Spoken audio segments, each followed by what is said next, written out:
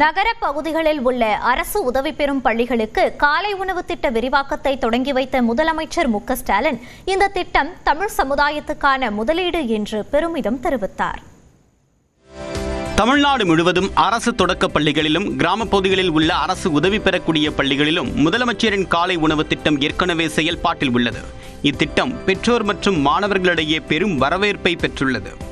இந்நிலையில் நகரப்பகுதிகளில் உள்ள அரசு உதவி பெறக்கூடிய பள்ளிகளுக்கும் காலை உணவு திட்டத்தை விரிவாக்கம் செய்து முதலமைச்சர் மு க ஸ்டாலின் தொடங்கி வைத்தார். சென்னை மயிலாப்பூரில் உள்ள புனித சூசையப்ப தொடக்கப்பள்ளியில் நடைபெற்ற விழாவில் இந்த திட்டத்தை தொடங்கி வைத்து மாணவ மாணவிகளுக்கு உணவு பரிமாறினார். அப்போது பஞ்சாப் முதலமைச்சர் பகவந்த் மான் உள்ளிட்டோர் உடன் இருந்தனர்.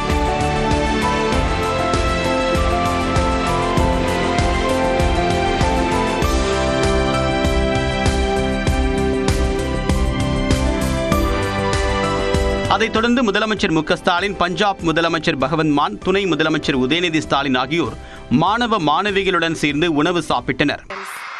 As part of the expansion of the Honorable Chief Minister of Tamil Nadu's breakfast scheme in government-aided school in urban areas, அதுக்கூட உட்காந்து சாப்பிடும்போது எனக்கு அவ்வளோ சந்தோஷமா இருந்துச்சு. சில டைம் சாப்பிட்டு வரும், சில டைம் சாப்பிடாம கூட வருவோம். ஸ்டாலின் ஐயா இங்க உணவு காலை உணவு திரை தந்ததுனால எங்களுக்கு ரொம்ப சந்தோஷமா இருக்கு. இத்திட்டத்தின் மூலமாக நகர்பகுதிகளில் உள்ள 2430 பள்ளிகளில் 1ஆம் வகுப்பு முதல் 5ஆம் வகுப்பு வரை படிக்கக்கூடிய 3,05,000 மாணவ மாணவிகள் பயன்பெற உள்ளனர். இந்நிகழ்ச்சியில் பேசிய முதலமைச்சர் மு க ஸ்டாலின், காலை உணவு திட்டத்தினால் குழந்தைகள் ஆரோக்கியமாக வளர்ந்து எதிர்காலத்தில் தமிழ்நாட்டின் வளர்ச்சிக்கும் முன்னேற்றத்திற்கும் பணியாற்றுவார்கள் என்று மகிழ்ச்சி தெரிவித்தார். இது செலவிட நான் சொல்ல மாட்டேன், இது ஒரு சூப்பரான சோஷியல் இன்வெஸ்ட்மெண்ட். இது எதிர்காலத்தில் நினைச்சு பார்க்க முடியாத அளவுக்கு பல மடங்கு லாபத்தை தமிழ் சமுதாயத்துக்கு தரப்போற முதலீடு இது. எந்நேரம் தமிழ்நாட்டு மாணவ செல்வங்களை நம்பி அவங்க திறமை மேல, அறிவு மேல, ஆற்றல் மேல நம்பிக்கை வச்சு தமிழ்நாடு அரசு இந்த முதலீட்டை செய்யறோம்.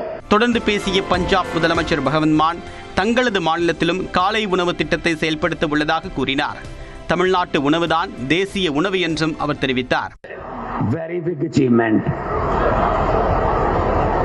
The government is taking care of education as well as health of the children.